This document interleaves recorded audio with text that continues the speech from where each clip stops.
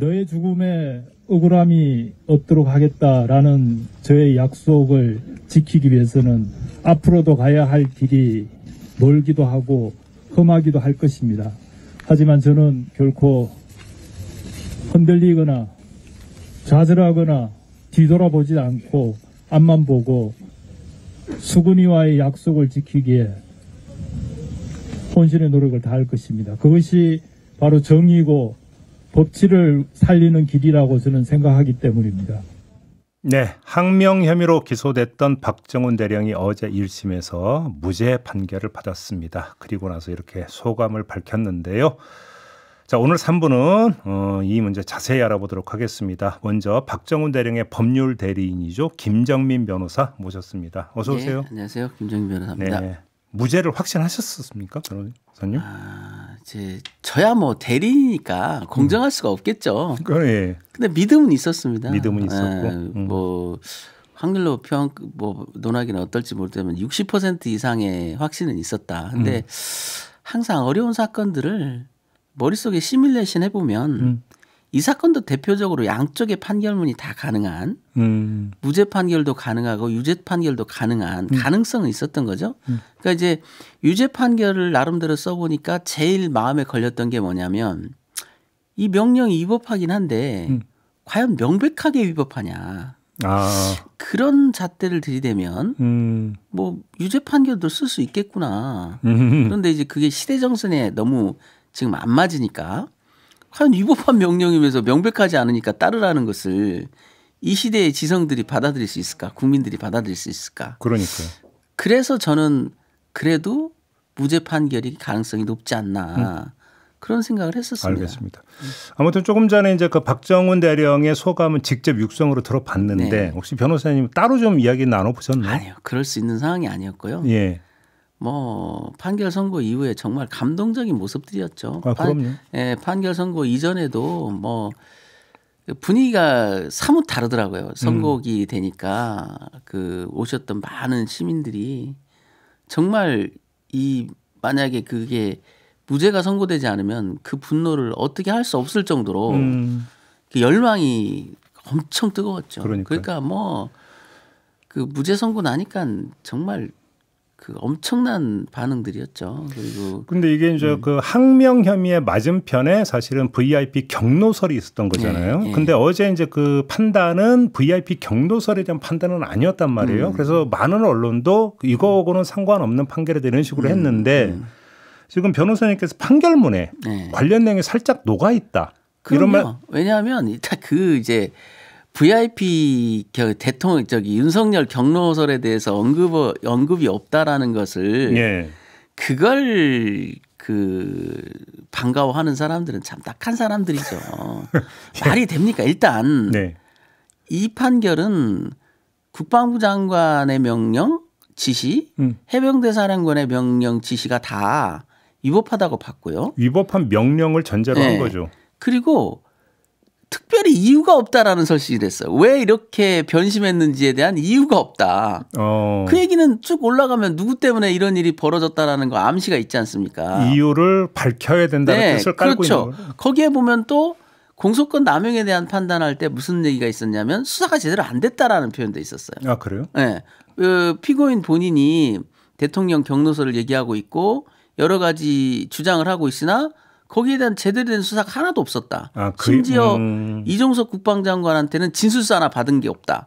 이런 표현까지 있는데 대통령이 이 판결문에 명시가 안 돼 있다. 그래서 특검이 왜 필요한지를 보여주는 판결이었고요. 그래요. 저도 이제 조심스럽게 예측했던 게 뭐냐면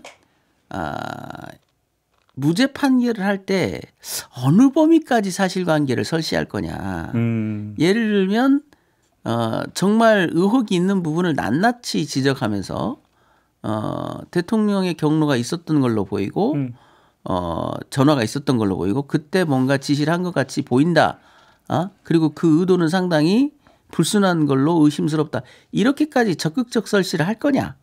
그러면 전국에 미치는 파장이 클 거다. 제가 그런 얘기를 했어요. 그렇죠. 그러겠죠. 그런데 사법의 속성상 이 사건을 판단하는 범위 내에서 판시하도록 돼 있거든요. 판시를 하게 돼 있습니다. 만약에 대통령의 경로 그 부분이 사건의 쟁점이 아닌데 왜 재판부가 그걸 쟁점으로 삼았겠습니까? 그래서 이런 것은 있죠. 쟁점으로 삼아서 심리를 해보니 낭설이더라. 대통령의 경로라는 것은 낭설이더라라고 했다면 판시됐겠죠. 그렇겠죠. 그러나 규명이 안 됐거든요. 결론적으로는. 규명을 해야 된다는 뜻이겠죠. 왜냐하면 왜 규명이 안 됐냐. 대통령한테 물어봤는데도 국가안보라면서 대답을 안 했지 않습니까. 그런 재판부 입장에서는 규명이 안 된 걸로 처리할 수밖에 없는 겁니다. 알겠습니다. 앞으로가 궁금한 게 첫째, 항소를 할 것 같습니까? 기류가 좀 읽히나요?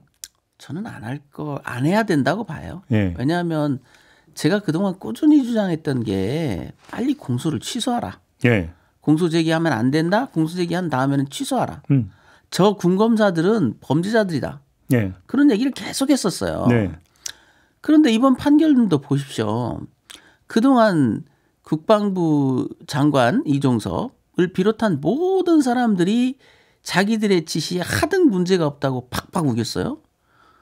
말도 안 되는 지시를 했다고 판결문에 명시적으로 써진 셈이에요. 권한도 명백하지 않고 더군다나 판결문에 대단히 제가 주옥 같다라고 생각했던 게 뭐냐면 지휘의 대상이 되면 이첩하라고 지시를 해야지. 즉시 지체 없이 이첩하라고 지시해야지. 만약에 군사경찰에서 지체하고 있거나 이첩을 안 할 것 같은 기미가 보이면 하라고 지시를 해야 된다. 하지 말라고 지시하는 것은 그건 권한 바뀌다 이렇게 판시를 했어요. 판결문에 딱 그렇게 들어가 있습니까? 그래서 제가 그 부분에서 참 주옥 같다라고 평가를 한 거예요. 알겠습니다. 그것은 법적 상식인데 막무가내로 아무거나 다 할 수 있다. 그게 지금 이번 계엄 사태에서도 명령만 하면 아무거나 다 따르나요? 말도 안 되는 소리죠. 또 하나 이러면 이제 그 박정훈 대령에 대한 징계는 어떻게 되는 겁니까? 그래서 이제 징계가 큰 게 뭐냐면 뭐 지금 이 사건 자체에 대한 징계는 아직 시작되지 않았던 것 같고요. 다만 보직해임이 있었는데 그랬죠. 보직해임 무효 소송을 저희가 그해 8월에 즉시 제기했는데 현재까지 1회 변론 기일도 안 잡았어요. 아무런 반응도 없었습니다. 수많은 제가 사실조회 신청을 하고 문소송부 촉탁을 하고 했으나 수원지방법은 없어졌나 봐요. 네. 아예 반응이 없어요. 그래서 판결 선고되자마자 제가 교부받은 판결문을 서증으로만 냈습니다. 준비서면으로 설명도 안 하고 서증으로만 냈어요. 이제 기일이 잡히겠죠. 네. 참으로 편리한 일을 참 편리하게 하는 분들 같아요. 그래요. 그러면 이게 그 징계 부분들 다시 또 소송을 거쳐가야만 된다. 그렇죠. 이제, 상황이 그렇다. 근데 이제 무죄 판결이 선고돼서 아직 징계가 개시되지 않았기 때문에 네. 이 항명이나 명예훼손 때문에 징계를 개시할 것 같지는 않아요. 다만 그때 이제 언론 브리핑을 한 것 때문에 견책 징계를 줬는데 그건 지금 이제 다툼이 진행되고 있죠. 거기에도 이 판결은 매우 중요한 또 판식 하나 있는 게 뭐냐면 공소권 남용을 판단하면서 이런 판단도 했습니다. 적극적으로 자기 변호를 했더니 그걸 또 추가 기소까지 해? 뭔가 의도가 있는 것 같긴 해. 이런 표현이 있거든요. 그게 적극적인 자기 변호의 일환이었다라는 표현이 그걸 공보규정 적용할 수가 없다라는 뜻이죠. 아니 근데 이거저거 다 떠나서 벽 보고 지금 나홀로 근무하기 시킨 거 있잖아요. 그렇죠. 그건 좀 어떻게 풀 수 없나요? 그래서 지금 보직해임 무효 확인 소송을 지금 하고 있는데 그렇죠. 예. 그 재판부에서 빨리 기일을 잡아서 그걸 이제 선고를 하게 되면 보직해임은 풀어야 되겠죠. 그리고 여러 가지 필요성 때문에 복직을 해야 됩니다. 그래야 주변에 정확한 이 사건의 진상을 알릴 수 있고 예. 주변 사람들의 또 보이지 않는 불이익도 좀 해소할 수 있다 이렇게 생각을 했습니다. 자, 위법한 명령이라고 지금 판단을 했습니다. 그러면 이제 그러니까 여기서 도출되는 과제가 위법한 명령을 내린 당사자에 대한 수사, 그다음에 위법한 명령의 배경에 대한 수사. 이거는 이제 공수처가 지금까지 해왔던 거잖아요. 네. 지금 어떻게 되고 있는지 혹시 얘기 들으셨어요? 공수처는 뭐 지난 한 7개월 이상을 거의 스톱돼 있는 상태여서 예. 내막이 뭔지를 알 수 없는 그래서 공수처 수사관들이 볼멘 소리를 하고 우리가 뭐 1인실이라도 해야 되는 거냐. 우리도 외압받고 있지 않느냐. 뭐 이런 얘기를. 수사관들이 그런 얘기 했어요? 그런 말을 했다고 해요. 그래서 야 이건 예사롭지 않은데. 그래서 뭔가. 그 전에는 좀 수사 됐었죠. 했었죠. 작년 초만에도 꽤 진척이 있었습니다. 느리지만. 그럼 혹시 처장이 바뀌고 나서 그러냐요? 그 이후부터 그랬던 것 같아요. 근데 정확한 이유를 알 수 없으니까 추정만 할 뿐인데 뭔가 스톱돼 있다라는 느낌을 받았어요. 제가. 뭔가 스톱돼 있다. 그게 7개월, 8개월 이상 동안 스톱돼 있는데 원인을 알 수 없다. 그러면 결국 공수처가 아니라 이것도 특검으로 가야 된다고 보시는 겁니까? 그렇죠. 지금 공수처는 내란 사건 하나만으로도 지금 꼽사등 아닙니까? 이걸 다룰 수도 없어요. 그 전에도 거의 진척이 안 됐는데 하물며. 그래서 이제는 특검의 범위는 이제 약간 한정이 되겠죠. 왜냐하면 이제 이 형사 판결이 1심이 났기 때문에 왜 국방장관이 위법한 명령을 내리게 됐느냐. 그것도 다 나와 있지 않습니까? 우리 재판에서 실마리는 대통령의 전화. 그러면 대통령은 왜 그런 전화를 했을까? 이게 이제 특검의 몫인데, 그렇습니다. 좀 이제 곱사등이라는 표현은 그냥 끼어 있다 정도로 수정을 하도록 좀 하겠습니다. 네. 그렇게 하는 걸로 하고요. 지금 그 내란 이야기 잠깐 나왔으니까 좀 약간 샛길로 빠져가지고 변호사님 지금 국회 탄핵소추단 그 변호인단에 지금 일원이시죠? 네, 청구인 대리인단에 들어가 있죠. 지금 그 탄핵 심판 결정이 언제쯤 나올 거라고 전망하세요? 저는 개인적으로는 2월 말에서 3월 초가 아닐까. 그렇게 보세요? 네. 지금 일단 그 헌재에서 변론기를 5번을 한꺼번에 잡았잖아요. 그 정도면 충분한 것 같아요. 왜냐하면 일단 이 사건은 쟁점이 하나예요. 내란 행위, 그 위헌적인 계엄 선포와 위헌적인 계엄 실행. 그 단일 사건이기 때문에 사실 심리에 별로 그렇게 시간이 들어갈 것 같지가 않고요. 그리고 그 단일 쟁점에 대해서도 이미 재판관조차도 그 일체 매체를 보지 않는다면 모르실까. 그때 국회 그 유리창 깨고 들어가는 장면이라고 생중계된 거. 다 생중계됐지 않습니까? 그래서 이제 재판 과정에서도 준비 절차에서 저기 비상계엄을 선포한 건 맞죠. 그러니까 그거조차도 피청구인 쪽에서 답을 안 했어요. 그러니까 재판관이 그러시더라고요. 그거 다 봤지 않습니까? 그래요. 그러니까 그런 명백한 사실이 있기 때문에 과연 심리가 특히 탄핵 심판을 위한 심리 정도. 그러니까 유죄 판결을 하는 게 아니니까. 그렇죠. 탄핵을 판단하는데 심리로는 4번도 많은 것 같아요. 그러면 지금 미리 잡아놓은 5번의 변론길이 끝나고 바로 어떤 결정 내릴 수도 거의 있고 그렇다. 좀 늘어지더라도 한두 번 정도 더 하고 끝날 거다. 근데 이제 문제는 이제 피청구인 쪽에서 지금 자꾸 실체보다는 뭔가 시간을 끌려고 하고 결국 이해가 대립되는 게 그거 같아요. 뭐냐면 그 이재명 대표의 그 선거권, 피선거권 이게 어떻게 되느냐가 초미의 관심인 것 같은데 그러나 그것은 본질이 아니지 않습니까? 별개잖아요. 그거하고 이 사건이 무슨 관계가 있어요? 알겠습니다. 그냥 심리가 맞춰지면 선고하는 거죠. 뭐. 지금 그 박정훈 대령에 대한 그 재판 사건과 내란 행위에 대한 어떤 탄핵 심판에서 공통되게 지금 나올 수 있는 부분이 이건 없어요. 위법한 명령에 대해서 따를 것이냐 말 것이냐. 따르지 않은 것은 정당하다라는 판결이 어제 박정훈 대령에게 내려진 것이고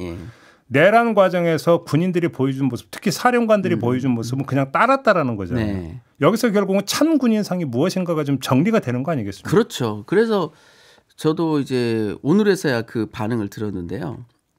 이종섭 전 국방장관이 이 판결을 맹비난하면서 당나라 군대가 됐다는 거예요. 네, 보도 그렇게 나오더라고요. 자, 지금 이 사태가 당나라 군대 된 거 아닙니까? 내란 사태가? 지금 군사법원에 저 보세요. 방첩사령관, 특전사령관, 수방사령관, 정보사령관, 사령관이라고 부르는 사람만 4명이 지금 기소가 됐어요. 그것도 전원 다 구속 기소가. 이게 당나라 군대 아닙니까? 뭐가 당나라 군대예요? 이게 바로 당나라 군대인 거예요. 국민들이 봤을 때는. 위법한 명령을 아무 생각 없이 이행하다가 이제 잘 안 될 것 같으니까 항복하고 나와가지고 눈물 흘리면서 지금 스스로 자수서 지금 상당수의 피고인들이 수사 과정에서 자수서라는 이름의 서면들을 냈다는 거예요. 진술서도 아니고 자수서. 왜 그렇겠습니까? 자수감경이라도 받아야 되니까. 형량을 조금 형량이라도 줄여야 되니까. 이런 참 어처구니 없는 일이 벌어진 게 이게 바로 당나라 군대죠. 알겠습니다. 자, 오늘 말씀은 여기까지 들어야 될 것 같습니다. 그동안 고생 많이 하셨습니다. 네, 변호사님. 감사합니다. 네, 박정훈 대령 측 법률 대리인인 김정민 변호사와 함께했습니다.